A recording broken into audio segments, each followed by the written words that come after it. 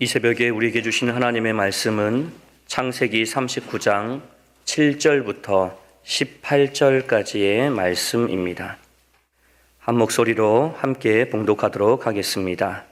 그 후에 그의 주인의 아내가 요셉에게 눈짓하다가 동침하기를 청하니 요셉이 거절하며 자기 주인의 아내에게 이르되 내 주인이 집안의 모든 소유를 간섭하지 아니하고 다 내 손에 위탁하였으니 이 집에는 나보다 큰 이가 없으며 주인이 아무것도 내게 금하지 아니하였어도 금한 것은 당신뿐이니 당신은 그의 아내임이라. 그런즉 내가 어찌 이 큰 악을 행하여 하나님께 죄를 지으리이까. 여인이 날마다 요셉에게 청하였으나 요셉이 듣지 아니하여 동침하지 아니할 뿐더러 함께 있지도 아니하니라. 그러할 때에 요셉이 그의 일을 하러 그 집에 들어갔더니 그 집 사람들은 하나도 거기에 없었더라. 그 여인이 그의 옷을 잡고 이르되 나와 동침하자. 그러나 요셉이 자기의 옷을 그 여인의 손에 버려두고 밖으로 나가매 그 여인이 요셉이 그의 옷을 자기 손에 버려두고 도망하여 나감을 보고 그 여인의 집 사람들을 불러서 그들에게 이르되 보라, 주인이 히브리 사람을 우리에게 데려다가 우리를 희롱하게 하는도다. 그가 나와 동침하고자 내게로 들어왔으므로 내가 크게 소리 질렀더니 그가 나의 소리 질러 부름을 듣고 그의 옷을 내게 버려두고 도망하여 나갔느니라 하고 그의 옷을 곁에 두고 자기 주인이 집으로 돌아오기를 기다려 이 말로 그에게 말하여 이르되 당신이 우리에게 데려온 히브리 종이 나를 희롱하려 하여 들어왔으므로 내가 소리질러 불렀더니 그가 그의 옷을 내게 버려두고 밖으로 도망하여 나갔나이다. 우리 신앙의 걸음이라는 것이 항상 길을 가는 것과 같아서 내리막이 있는가 하면 평지가 나타나고 평탄한 길을 걷는 것 때문에 시간이 지나면 오히려 어려움이 찾아오게 되는 경우들이 있습니다. 이 요셉이 자기 인생에 대단히 중요한 고비를 넘기고 마음을 다잡아서 결국은 보디발의 집에서 자기의 기반을 착실하게 닦아가게 됩니다. 이 요셉은 그 어떤 위기 상황에서도 유연하게 대처할 줄 아는 그 내적인 이 견고함을 가진 사람일 뿐만 아니라 외적으로도 대단히 매력적인 용모를 가졌던 사람인 것 같습니다. 6절에는 보면 용모가 빼어나고 아름다웠더라 그렇게 나옵니다. 이것 때문에 보디발의 아내가 요셉에게 눈독을 들이게 되지요. 우리 성경에는 7절에 보면 동침하기를 청하니 라고 이렇게 점잖게 표현되어 있습니다만 실제 의무로는 우리가 같이 잠자리에 들자. 대단히 노골적인 성적 유혹을 한 것으로 이렇게 원어 성경은 나타나 있습니다. 충분히 납득될 수 있는 정황입니다. 보디발은 애굽왕 파라오의 경호대장이었지요. 그러니까 아마 왕이 잠자리에 들고 나서야 집으로 돌아오는 그런 일상을 살아야 됐을 것입니다. 그래서 바빠도 얼굴 보기가 힘든 사람이었을 뿐만 아니라 왕이 3박 4일 어디 행차를 간다든지 여름에 더워서 여름궁으로 피서를 가게 된다든지 그렇게 하는 경우에는 며칠씩 몇 달씩 집을 비워야 되는 경우도 생겼을 것입니다. 이 보디발의 아내가 성적으로 문란하기 때문이라기보다는 대단히 외로운 가운데서 새로 들어온 이 요셉의 용모에 흠뻑 빠져들 수밖에 없었을 것이죠. 근데 요셉이 이 여인의 유혹에 대해서 단호하게 거절을 합니다. 성경에는 요청했다고 얘기하지만 정황으로 보면은 보디발의 아내는 주인이고 요셉은 아무리 본인이 청직이라고 했지만은 주인의 총애를 받는다고 했지만 종이기 때문에 사실은 이것은 청했다라고 보다는 명령했다라고 볼 수 있습니다. 근데 요셉이 듣지를 않았어요. 그래서 결국은 요셉이 듣지를 않으니까 이 여자가 한두 번 해보고 말면 감사한 일인데 10절에 보면 어떻게 했다 그랬습니까? 날마다 요셉에게 전했습니다. 여러분 생각해 보십시오. 여러분 보디발의 아내가 이게 떠오르세요? 이 당시에요. 그 전 세계에서 가장 먼저 눈 화장을 하기 시작한 게 이집트 여자라 그래. 예. 거기다가 이 보디발이면은 경호대장이니까, 왕의 경호대장이니까 대토주를 소유하고 어마어마한 재산을 가졌을 것입니다. 그러니까 본인뿐만 아니라 아내도 아주 예쁘게 치장을 해줬겠지요. 아마 하루에 아침 저녁으로 우유로 목욕을 하고 다녔을 겁니다. 얼마나 그 피부가 백옥 같았을지도 생각할 수가 있습니다. 그런데 요셉은 듣지를 않았습니다. 동침하지 아니할 뿐더러 나중에는 보면 아예 함께 있지도 않았다. 그렇게 이야기를 합니다. 이 유대인의 경전을 미드라시라 그러는데 이 미드라시에 보면 이때 상황에 대해서 이 미드라시에 묘사해 놓은 그런 부분이 있습니다. 보디발 집에 하루는 귀족 부인들이 같이 차를 마시게 되었습니다. 요셉이 음식을 가지고 들어오게 했습니다. 근데 요셉이 음식을 가지고 들어오니까 모든 여자들이 숨을 죽이고 몸을 움츠렸다 그래. 그리고는 보디발의 아내가 숨지기면서 내뱉듯이 말했다고 합니다. 이 사람이 내가 매일 매순간 참아야 되는 그 사람이야. 실제로 탈무드 미드라시에 나오는 얘기예요. 예. 결국은 사람이 아무도 없는 날에 보디발의 아내가 강제로 요셉을 잡아당겼는데 요셉이 옷을 벗기기까지 하면서 혼비백산해가지고 도망하게 되고 여자는 남편에게 요셉이 강제로 자기를 추행하려고 했다고 뒤집어 씌워서 결국은 옥에 갇히는 신세가 되어버리지요. 가해자가 피해자가 되고 피해자가 가해자가 되어버린 것입니다. 여러분, 우리는 요셉의 인생이 해피엔딩으로 끝나기 때문에 그것을 알기 때문에 이때의 이 정황이 갖는 심각성과 진지함을 눈여겨보려고 하지 않습니다. 단순히 요셉이 유혹을 뿌리쳤다 이 정도로만 생각을 합니다. 하지만 우리가 그의 상황 자체로 들어가 보십시오. 이 여자 아까도 말씀드렸듯이 대단히 매력적으로 꾸미고 있을 것이고 그것도 날마다 요셉을 유혹을 했습니다. 지금 요셉의 삶은 이제 고비를 넘어서 형통한 인생이 되었습니다. 대토지를 가진 주인의 절대적인 지지를 받고 있기 때문에 그의 부인 외에는 거칠 것이 없었습니다. 주인은 거의 매일처럼 집을 비우다시피 하는데 매혹적인 여주인이 자기를 유혹한단 말이에요. 처음에 몇 번 거절하자 이 여주인의 눈빛이 점점 섭섭함이 짙어지고 나중에는 자존심까지도 자기가 상하는 것 같은 그런 마음을 가졌겠지요. 그리고 그 표정은 그대로 요셉에게도 드러났을 것입니다. 더군다나 이 당시에는요, 아까도 제가 말씀드렸지만은 귀부인들 앞에서 서로가 자기가 좋아하는 남자 얘기를 꺼낼 수 있을 정도로 이 고대 사회에는 남자뿐만 아니라 여자도 결혼을 한 후에 일정 정도 보이프렌드라 그럴까요? 그런 것들을 이렇게 귀족들은 가지고 있을 수 있는 것들이 암암리에 허용되는 사회였다고 그럽니다. 그런데 이 요셉은 그거를 뿌리치는 것입니다.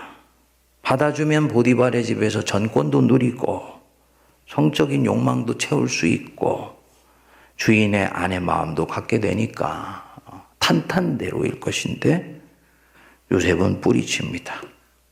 왜? 이거 유혹이라고 느꼈기 때문입니다. 우리는 유혹이라고 느끼지만 유혹은 유혹으로 찾아오지 않습니다. 저와 여러분들에게 유혹으로 찾아오는 것은 유혹이 아니에요. 유혹인 것을 알기 때문에. 유혹이라는 것은 우리에게는 항상 가면 쓴 천사의 모습으로 찾아온다라고 저와 여러분들이 인식하시면 가장 정확합니다. 미끼입니다. 미끼. 예, 물고기가 자기 그 낚싯밥을 먹을 때, 이거 유혹이야 라고 알면 절대로 먹지 않지요. 그 지렁이가 꿈틀꿈틀거리는 모습이 보암직도 하고 먹음직도 하고 지혜롭게 할 만큼 탐스럽기도 하고 느껴지니까 덥석 물잖아요. 물은 그 순간은 이미 늦어버린 것입니다. 그것이 유혹의 특징입니다. 우리가 쉽게 분간할 수 있게 다가오지 않는다는 것입니다. 이렇게 해도 상관없을 것 같은 모양으로 다가옵니다. 그런데 요셉은 거의 결벽증에 가까울 정도로 아주 단호합니다. 엄청나게 민감한 양심의 소유자예요. 여기까지 오면 요셉의 캐릭터 속에 있는 장점 옆에 있는 단점, 단점 옆에 있는 장점을 이해할 수가 있게 되지요. 형들이 하는 잘못을 아버지에게 갖다가 고자질하고 일러 바쳤다 그랬지 않습니까? 그 요셉 속에 있었던 마음은 단순히 고자질이 아니었던 것입니다. 형들이 아버지 몰래 저렇게 하는 거는 옳은 일이 아닌데? 라고 이 사람은 생각했던 거예요. 그러니까 무엇인가 잘못되어 있는 것들에 대해서 굉장히 민감하게 다른 사람보다 빨리 캐치하는 사람이었습니다. 아직은 미성숙했기 때문에 내가 그렇게 고자질했을 때 그것이 형들에게 어떤 상처를 줄 수 있는지에 대해서 헤아리지 못했기 때문이지, 천성적으로 굉장히 민감한 양심과 그리고 결벽증에 가까울 정도의 그런 옳고 그름에 대한 자기 기준을 가지고 살았던 사람인 것입니다. 그것이 그럼 결국은 요셉을 이 자리로 내몰아 버렸는데, 그것이 하나님의 은혜 속에서 가다듬어지게 되니까 이제 한층 품격이 훨씬 높아진 민감하고도 깨끗한 도덕성을 가지고 있는 모습으로 나타나게 되는 거지요. 그러니까 하나님이 우리에게 주신 모든 단점은요, 은혜 안에서 주님의 손길에서 잘 빚어지게 되면 바로 그 옆에 놀라운 재능이 들어있다라는 것, 여러분 우리가 염두에 두실 필요가 있는 것입니다. 자기 여주인에게 하는 말을 보면 기가 막히게 신실합니다. 9절 우리 한번 오늘 깊이 곱씹어 볼 말씀입니다. 우리 한번 읽어보겠습니다. 9절 시작. 이 집에는 나보다 큰 이가 없으며 주인이 아무것도 내게 금하지 아니하였어도 금한 것은 당신뿐이니 당신은 그의 아내임이라. 그런즉 내가 어찌 이 큰 악을 행하여 하나님께 죄를 지으리까. 아멘. 금한 것은 당신뿐인데 어찌 내가 이 큰 악을 행하여서 하나님께 죄를 지으리까. 이미 형들에게 잘난 척하는 어린 수준의 삶이 아니라는 거지요.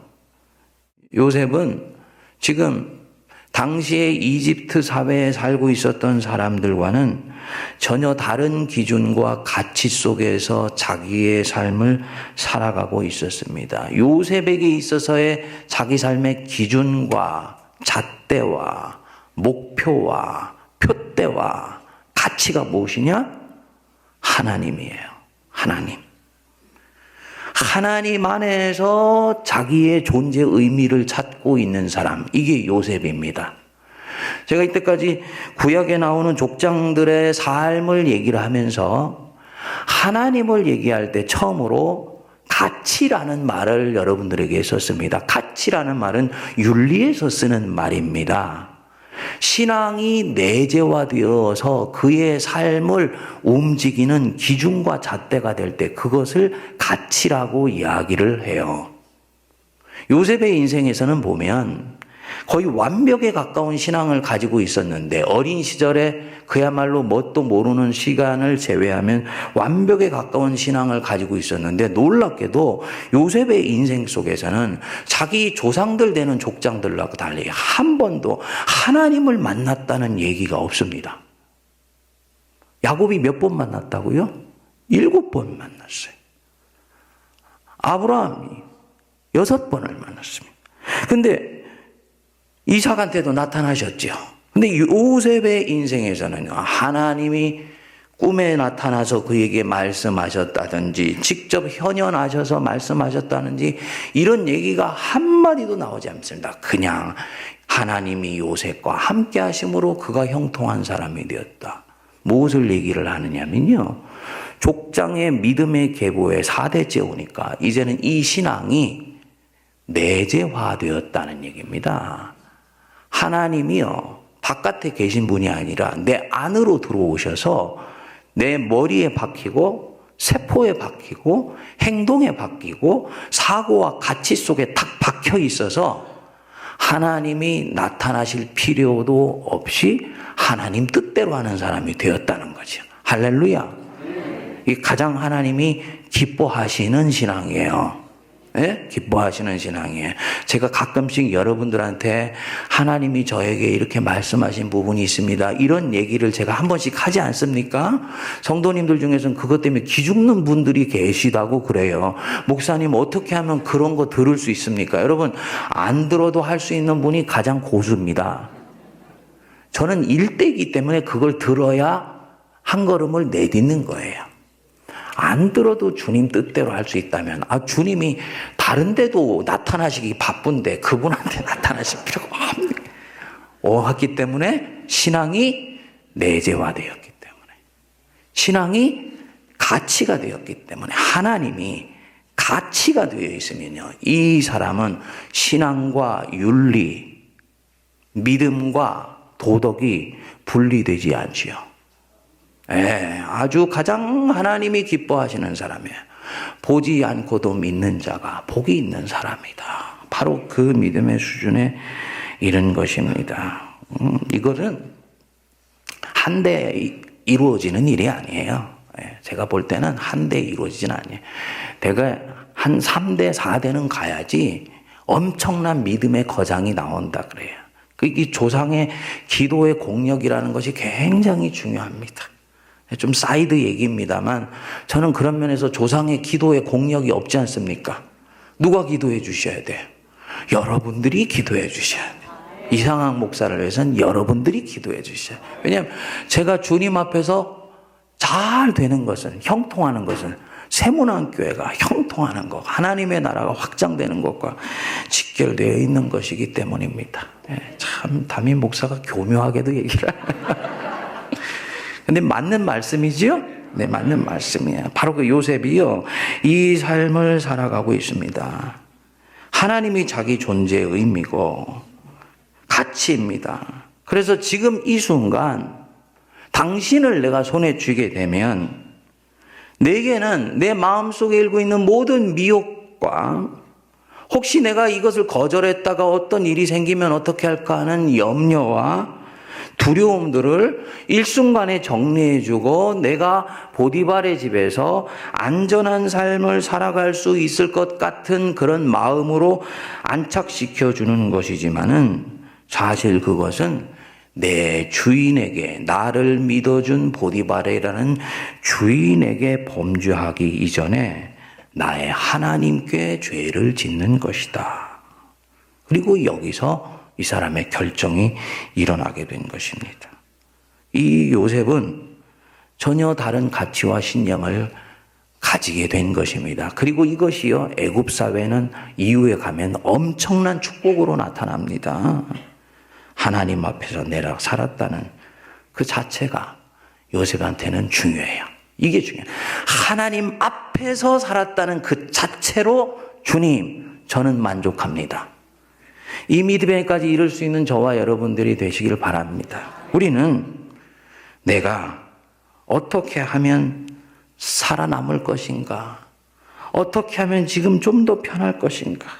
어떻게 하면 욕을 먹지 않고 칭찬을 받을 수 있을 것인가? 어떻게 하면 번성할 것인가? 어떻게 하면 명예를 얻을 것인가? 이게 오늘 이 시대의 모든 삶의 기준과 잣대와 가치 아닙니까? 그것을 위해서 노골적으로 악을 행하지는 않는다 할지라도 항상 하나님 앞에서 살아가는 우리 자신과 바로 이런 것들을 얻으려는 우리 자신 사이에 교묘하게 줄타기하고 타협한다고요. 그러면서 내 자신의 양심도 조금 만족시키고 세상에서 어떤 식으로든지 세상이 우리에게 주는 가치도 흡족하게 하여서 나로 하여금 마음 편안하게 만드는 것이 그것이 은혜이고 신앙이라고 생각을 합니다.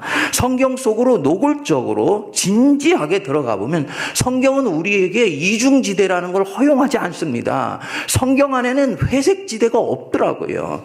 제가 성경을 처음에 진지하게 읽었을 때 곤혹스러운 부분이 바로 이 부분이었어요. 내가 살았던 세상은요, 선과 악 사이에서 적당하게 좀 균형 잡고 사는 걸 원해. 그리고 그것을 나에게 지혜라고 가르쳐 주었습니다. 우리 아버님의 인생이 저에게 그것을 지혜라고 가르쳐 주셨습니다.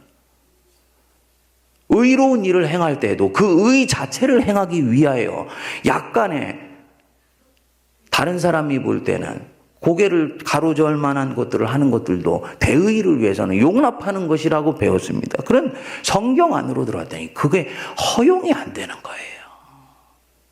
예, 여기에 제 곤혹스러움이 있었습니다. 근데 요셉에게서 처음으로 그 믿음이 발견되는 거지요. 어떻게 하면 이 순간을 하나님 앞에서 살아낼 수 있을 것인가. 이것만이 가장 중요했습니다. 하나님이 뭐가 되기 때문에? 가치가 되었기 때문에 하나님이 목표가 되고 타겟이 된 거예요. 그러니까 하마르티아, 목표에서 타겟에서 벗어났다 이 말은 하나님이 우리에게 명령하신 계명을 어기다기보다는 사실 그 계명을 주신 하나님 자신이 목표가 되고 타겟이 되는 것이 아니고 엉뚱한 것이 목표가 이미 되어버렸다라는 거지요. 주님이 이것을 교정하기를 원하시는 것입니다. 이렇게 할 때 이 사람 인생은 위험에 빠지게 됩니다. 이것이 문제입니다. 위험에 빠지게 됩니다. 그리고 하나님은요, 감옥에 가도록 놔두세요. 예. 그리고 그거 내던지게 되었을 때 우리는 온갖 종류의 조직신학에서 얘기하는 신정론에 대한 질문들을 하게 됩니다. 하나님 과연 의로우신가? 하나님 능력이 있으신가? 왜 고난 가운데 나를 그냥 두시는가? 하나님이 대답하지 아니하십니다. 그리고 감옥 속에서 새로운 일들을 하시면서 요셉을 이끌어 가세요. 그리고 요셉은 이 길을 기꺼이 선택해 나가는데 거기에 요셉의 기쁨이 있어요. 감옥 속에서 어떤 기쁨을 누리는지 내일 또 한번 나눠보겠습니다. 기도하겠습니다. 우리 주 예수 그리스도의 크신 은혜와 하나님 아버지의 만극하신 사랑하심과 성령님의 위로교통 감동 감화 역사하심이 삶의 어떤 유혹과 어떠한 시험의 환경 속에서도 하나님 앞에서만 살아가기로 다짐하는 모든 주의 백성들 머리 위에 사랑하는 이 제단과 온 민족과 열방 위에 이제로부터 영원토록 함께 없시기를 간절히 축원하옵나이다. 아멘.